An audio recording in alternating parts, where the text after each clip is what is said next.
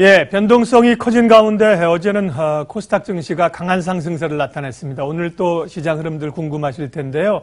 시장의 맥점을 짚겠습니다. 장영혁의 마켓 시그널 한국투자증권 이프렌즈예요. 장영혁 팀장님 오셨습니다. 어서 오십시오. 네, 안녕하세요. 예, 모처럼 코스닥이 강한 반등이 나왔는데 이제 그 의미와 함께 과연 연속성을 띌 것이냐가 투자자들의 가장 궁금증 아니겠습니까? 어제 반등 어떻게 됐어요? 어제 반등 폭을 보면서 많이들 놀라셨을 거고. 네. 지난주 낙폭을 보면서 많이들 놀라셨을 거고, 많이 빠진 자리에서 반등은 얼마든지 나올 수 있어요. 예. 좀 전에 말씀하셨던 것처럼 연속성을 보여줄 수 있느냐를 체크하게 될 것 같고요.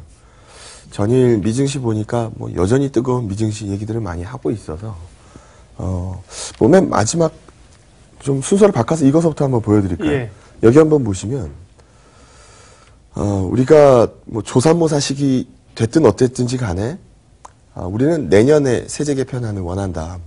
법인세 인하가 상원의 안처럼 2019년 안으로 처리되는 걸 원치 않고 2018년 법인세 안을 원한다. 누가요? 네, 우리 시장이. 우리 한국이. 예. 네, 그래서 지금 양 하원과 상원이 통과시킨 안이 다른 상황이잖아요. 예. 20%는 같지만 네. 여기서 보시는 것처럼 인하 시기가 다르거든요. 이제 합쳐줘야 돼요. 근데 이 합치는 과정에서 협상의 기술을 발휘해서 좋은 결과가 나왔으면 좋겠습니다. 이게 모두 우리 시장에서의 기대 아닙니까? 근데 이 둘을 합치는 과정에서 그러면 19년은 시장이 싫어하니까 그럼 20% 하지 말고 2018년 22% 어때? 이런 식으로 지금 얘기 나오고 있는 상황이거든요. 네. 근데 오히려 2019년 20%보다 2018년 22% 이게 더 시장이 반가워할 수도 있을 것 같아요. 그래서 어느 쪽으로 됐던지 간에 시장의 긍정적인 이 기대 쪽으로 나와줄 거야 라는 기대가 최근 보여주고 있는 미증시의 힘이라고 보시면 됩니다. 어제 S&P, 나스닥, 이런 다우지수, 글로벌리하게 봤을 때 다른 이 금융시장들에 비해서 원체 강한 시장이잖아요. 근데 우리는 거기에서 이제 볼멘 소리를 하죠.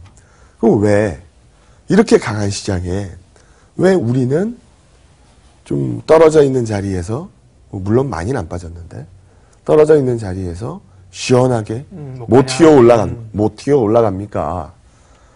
네, 이거를 한번 여기서부터 한번 보죠. 우리가 내년 연간 전망 많이들 나오잖아요. 지금 증권사마다 하나씩 다 나오니까. 예. 결론적으로 얘기하면 낙폭은 제한적이고 상승은 한 20% 정도 잡아서 내년에 증권사들이 보고 있는 건 한 2,900 갈 겁니다. 라는 게 일반적인 가이던스죠. 근데 그거는 이제 일반적인 가이던스고 우리 다른 얘기 다 빼고 이 연간 전망에서 하는 얘기들 다 빼고 우리 팩트만 좀 찝어보죠. 우리 내년이 약간 낯선 환경으로 볼 수 있는 것들이 굉장히 많아요. 일단 우리 대한민국도 금리가 오르기 시작했고요. 예.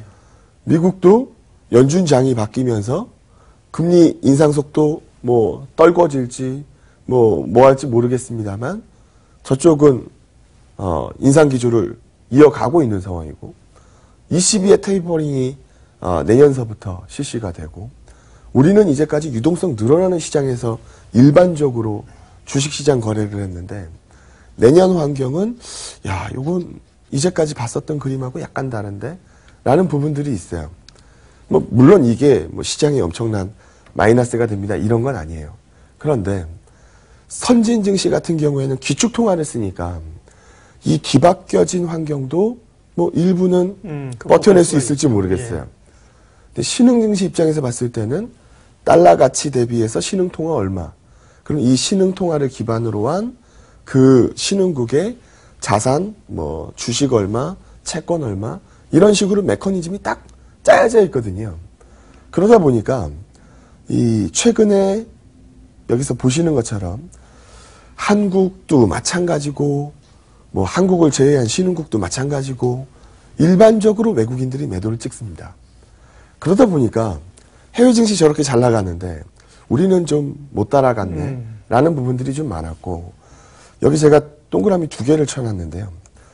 보시게 되면 EM 값이 그러니까 이머징 시장 값이 떨어지지 않은 상태에서 우리 대한민국 코스피가 먼저 빠지고 그 이후에는 동반 하락이 나오고 여기도 빠지지 않은 자리에 대한민국이 먼저 빠지고 최근에 동반 하락이 나오고 있는 상황이어서 결론부터 말씀드리면 빠지면 어때? 끝나고 나서 다시 올라오는데 라고 시장이 또 그림을 그리겠지만 여기서 찍힐 건지 여기서 찍힐 건지 그 부분 쳐다보고 있는 시장인 것 같다.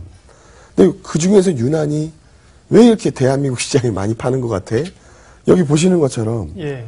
한국제의 신흥국 물량도 많지만 압도적으로 양이 큰 거는 대한민국 물건이거든요. 그래서 이 부분에 대해서 설명이 좀 있어야겠죠. 지난번에 11월 29일 금리 결정 바로 전날 우리 대한민국 원달러가 1075원 50전까지 빠졌었습니다. 장중에. 제가 그 당시에도 방송에 나와서 이런 부분을 얘기를 많이 했어요. 나는 1090원 밑으로 그렇게 룸이 커 보이지 않는데 금리 인상 결정하고 나면 사실 그 다음서부터는 원화의 단독 강세 드리블을 칠 만한 이슈가 별로 없다.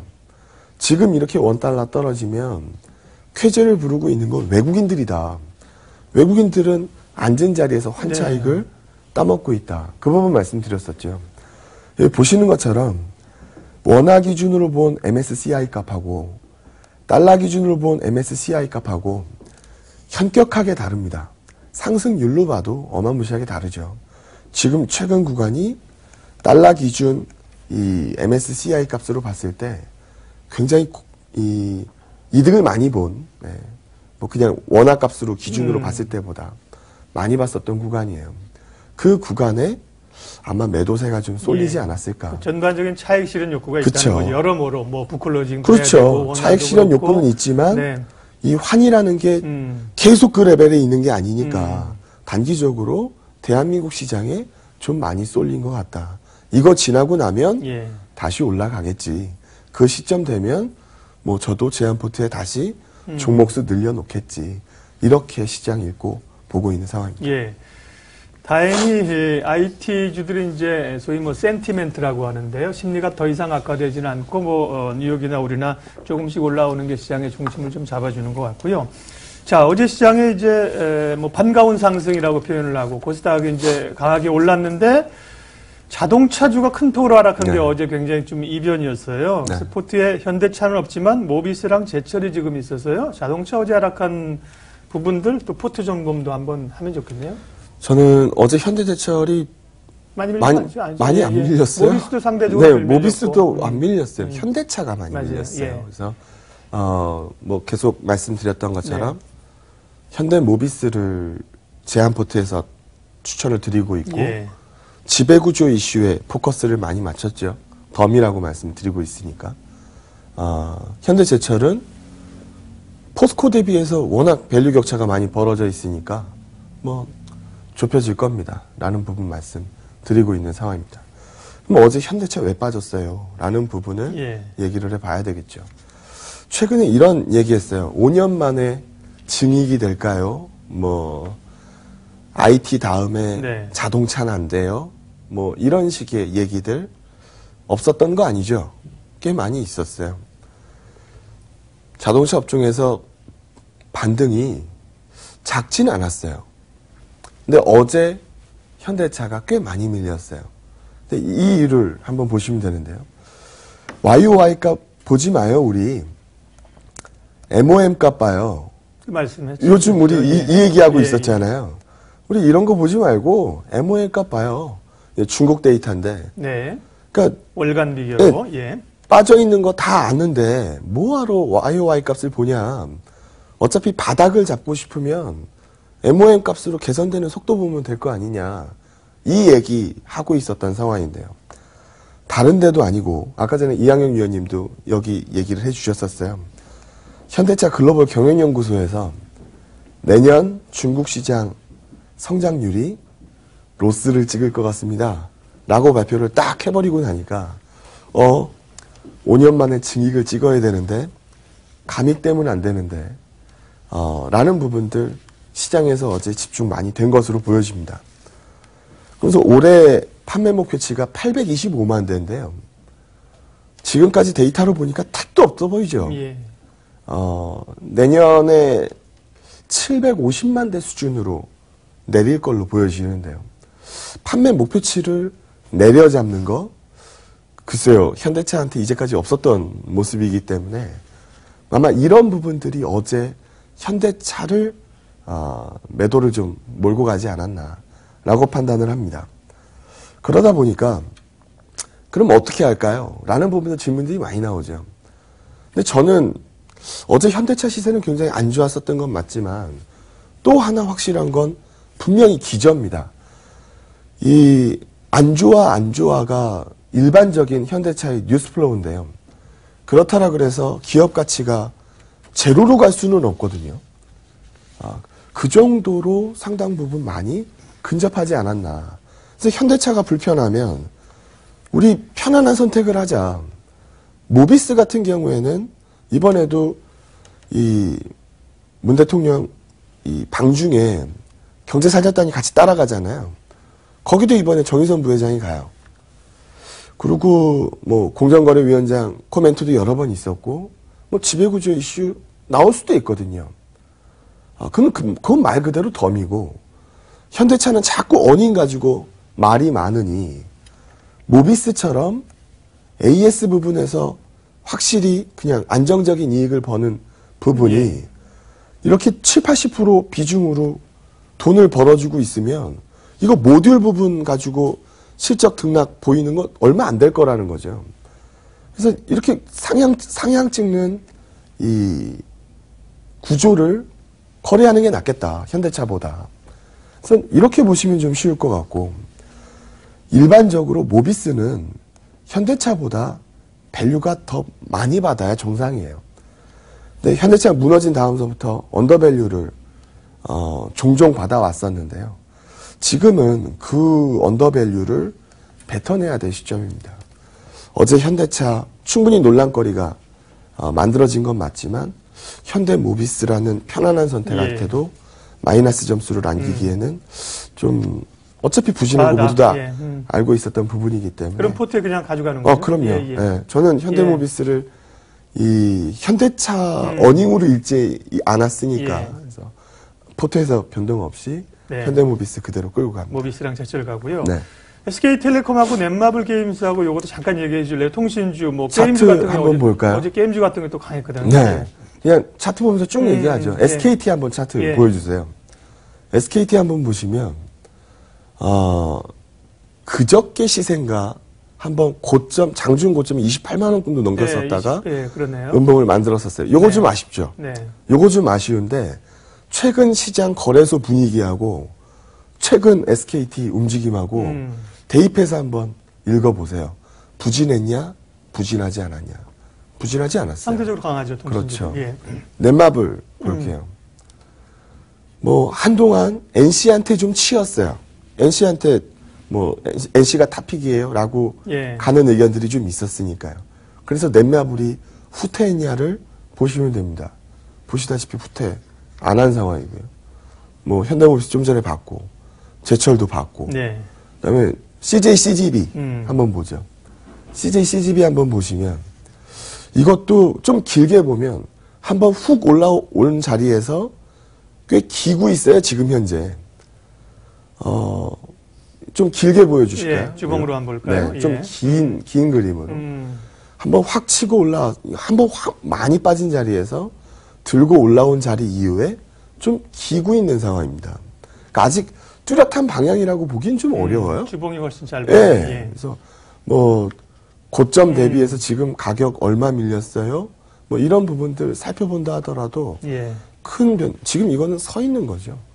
대한항공 한번 볼까요? 요즘 이런 얘기들 많이 해요. 난 진짜 진에어 때문에 열받아 죽겠네. 진에어 왜 이렇게 비싸게 공모됐어요? 뭐 이걸로 욕들 많이 하시더라고요. 어제도 진에어 7% 됐어요. 한진칼 많이 다쳤죠. 진에어랑 같이. 대한항공은 전혀 미동도 없어요.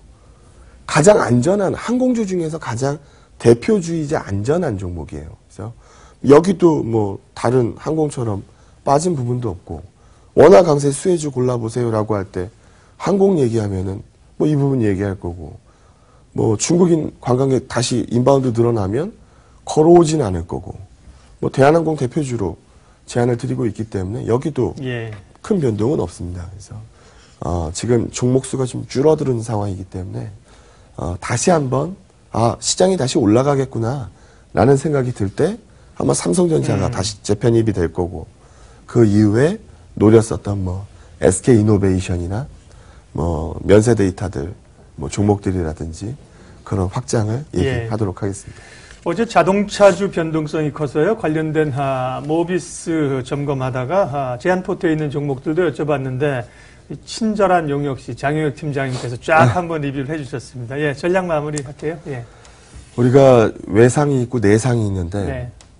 속으로 얼마만큼 다친지 모르는데 그냥 바깥으로 3cm 찢어진 거 보고 괜찮아 그냥 꼬매면 돼 이렇게 얘기하면은 그게 정답이 아닐 수 있어요. 어제 시장은 물론 그러지 않았는데 지난주 후반 증시는 거래소 같은 경우 낙폭은 없는데 종목들은 막 낮아빠지는 거죠. 그런 시장에서 빨리 벗어나야 됩니다. 그래야 지금 지수 상승폭보다는 올라가는 종목 수가 많아지는 게 훨씬 더 필요한 시장이에요. 그런 의미에서 어제 시장이 상당히 의미가 있었고 오늘 시장에서 연속성 한번 살펴보도록 하겠습니다. 예. 이게 잡혀야 다시 한번 비중을 늘릴 수 있다라고 말씀드리겠습니다. 마켓시그널 한국투자증권 장영혁 팀장님 함께 했습니다. 고맙습니다. 네, 고맙습니다.